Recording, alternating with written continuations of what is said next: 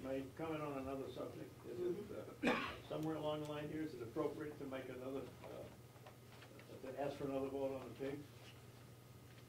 Yes, but let's yeah, do okay. one I don't thing want at to do a it now. time and Okay. see what happens. There is, I do want to tell you that at some point the county commission, the county attorney, and maybe is going to want to talk to us about the impound area. He has concerns about that, but we will work at that at some point. Representative Fleck and then Alder. Just want to comment on the line that seems to be getting a lot of interest, and appropriately so, I suppose, simply because of the size of it.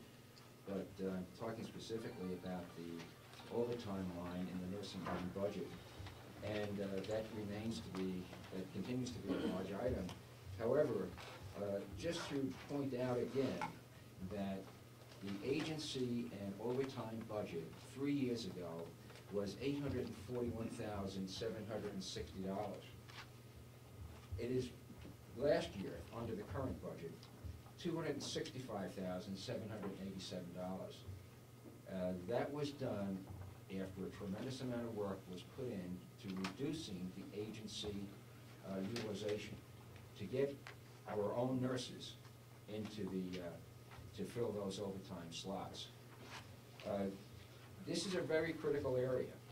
The idea that we can go out and pick up someone who might be available at any given time who doesn't regularly work there, that's an irritant to me.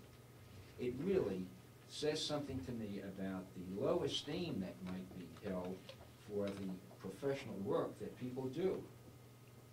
I don't know if you've ever had the experience of being delayed at an airline terminal because a crew member was not available, and they wait until a crew comes back on board. They don't go out and say, is there somebody out there who has a commercial license with an instrument ticket? No, you want to get somebody who's fully qualified for that aircraft. And I think the same thing is true when we staff hospitals and nursing homes. We want people who are not only skilled in their profession, but we want people who know how that operation works, that it can go smoothly with no hitches. We don't have any time to put people on OJT when they're coming in to perform the duties that we expect of them. Thank you. Representative Algren, then McConkey, Merrill, and McConkey. Thank you, Madam Chair. Ooh, boy. Well, I guess, you know, I have great respect for fine representative from Wakefield or Brookfield? Wakefield. I would just from that district. I would like to mention, however, that that is not the objective of per diem employees. It's common practice within the healthcare industry to have per diem employees. These employees perhaps work at another nursing home. They are very well trained. They're not people off the street. These are people that would be culled and vetted through our staff of the nursing home to decide who would be qualified because of their experience. And then they would be offered an opportunity to work on a per diem or an as-needed basis. Their rate that they're paid would be less than the overtime rate.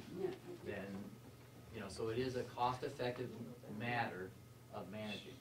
I'm not discussing at this point about agency-provided help. These are two different things. Agency-provided help is very expensive through the RN network or through many networks that charge a premium rate to hire these people through these temp agencies. This pool of people is maintained through our own nursing home, is vetted through our own very capable nursing home administration. Number two, I just would like to point out that the increases in the budget are more than $7,000. We were handed a budget from the commissioners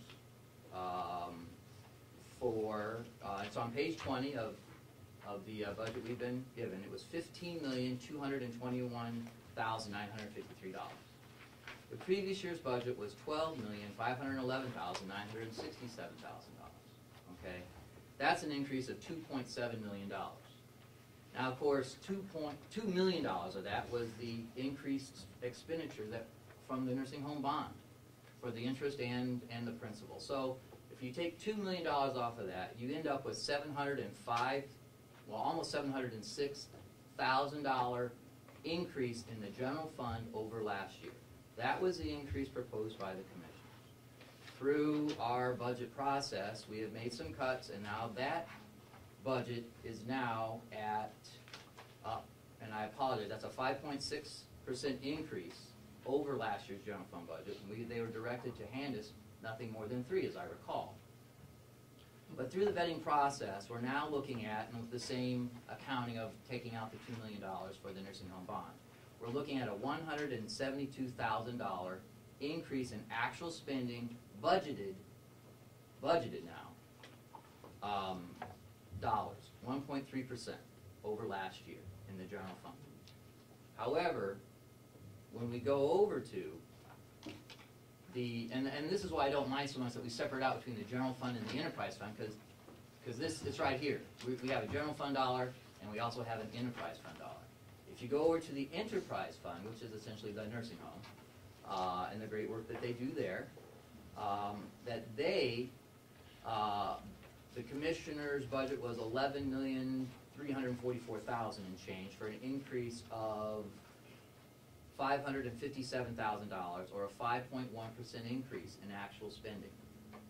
And then through our budget process, we've trimmed it down a little bit, so it's now $461,000 increase, or a 4.2% increase.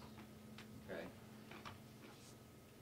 So I just wanted to, like I said, I wanted to point out that the original budget did not contain necessarily what the commissioners had, and that $7,000 increase is the increase in the amount to be raised by taxes. That is the figure that was told to us earlier. That $7,000 increase is offset by a few things. It's offset by the $2.5 million we're proposing to take from the quote-unquote rainy day fund, the capital reserve, to offset taxes. So we're putting in $2.5 million to achieve that $7,000 increase. We also, over the course of last year, to get that $2.5 million, we received a huge amount of interest income that we weren't expecting because of the bond that we had taken out and stuck it in the bank while we're building the nursing home. We're not going to have that next year. Okay? So the idea, I was trying to get down to brass tacks exactly how much more money we are budgeted over. And right now it's $172,000 plus the $461,000, bringing it to about approximately $630,000 in real money is where we're at. $630,000 additional money is the real additional money that we are adding to the budget at this time, which is about 3%. Representative McConkey. Thank you, Madam Chairman. Having heard the discussion, I'd like to move that we remove $250,000 from the bottom line, make a motion, reduction from the $25,937,243. There's a motion by Representative McConkey, and with a second by Representative Fleck. Let me just be sure I have it. To remove $250,000 from the bottom line number for the overall budget, and you can see that on page 31, $25,937,243. And there's a second. Okay, we have Representative McCarthy, and I know that there was. Let's have some discussion on this motion, and then we can do other things. Representative McConkey, do you want to say anything about that? I believe that last year the commissioners and the department heads do a wonderful job in what they're doing, but there was $750,000 not spent in the budget last year.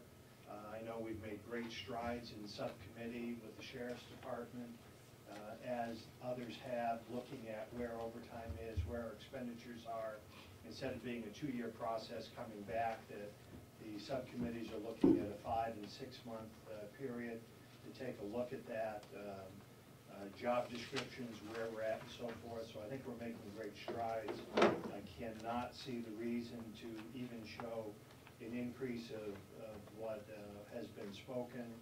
Feel there's more than enough room in this budget to take that money.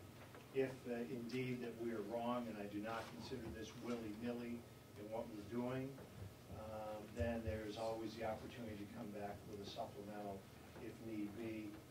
If history has shown us over the course of 5 years, there's always more money being returned than was ever budgeted, and I think now's the time to step forward and make the cut as proposed. Okay, Representative Clark, you want to speak for a second? I would just support that. I think it's well-reasoned. I think it is attainable based on the amount of funds that have been transferred back at the end of previous fiscal years. And it's something that I think the commissioners have the management skill to go ahead and get in there and make the appropriate cuts. I think they understand where we as a delegation are coming from, because the issues, the specific concerns were laid out. Then I think it's up to the commissioners to deal with those. Okay. Yes, it's Representative McConkey and Batson. Yes, McCarthy, I'm sorry. Thank you, Madam Chair. I would like to, first of all, I disagree with Representative McConkey, and I would like to voice my opinion as to why, and I also disagree with the representative from Wakefield. Nobody is suggesting, when it comes to overtime, to go out and hire these people at $95 or $100 an hour from Concord. I'm suggesting exactly what Representative Aldrin said. Now you take Representative Tregenza, he's a substitute teacher. He's just as good a teacher as any other teacher in the Conway area. Does it mean that because he's a substitute, he's no good, he can't do the job? He's got just as much training, just as much schooling as any other teacher, but he's a substitute teacher. Why can't we have substitute nurses? I'm not saying go out to Concord to get it. What I'm saying is find people in the area who are licensed, who are capable, who are knowledgeable, make a list, and when you need somebody, you call them up and say, can you come in and work? Another thing, I'd like to continue just for one more minute. The reason that we were told, first of all, since 2007, the nursing home has spent $1.2 million on overtime for nurses. $1.2 million since 2007. Now, the reason we were given was, they asked originally for $350,000. The reason we were given was that it was in a contract. We had to do it that way. The nurses could bump anybody and take their overtime. Well, I read the contract, and there's nothing in there that says that. Absolutely nothing that says that in the contract. Not under seniority clause, not under the overtime clause. It's not in there that I could find. Now, the contract that I read was expired in April of 2010. So there's a new contract. And unless they added a clause, there's nothing in the contract that states that. Nothing. So I think that the best way to do the least amount of bloodletting. You don't have to fire anybody. You don't have to lay anybody off. You don't have to give up any equipment. You don't have to give up anything. All you have to do is tell the department heads, be a little more conservative with your overtime. $1.2 million just for the nursing home, and $1.5 million for the county since 2007 is a little bit too much coming out of the pockets of the taxpayers. The nursing home was asking for $1,000 a day in overtime. Let's get real.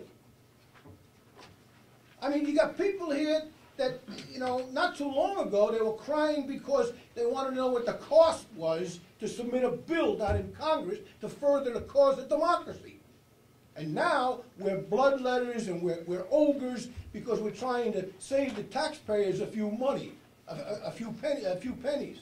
So, it's all right to voice your opinion very, very simply.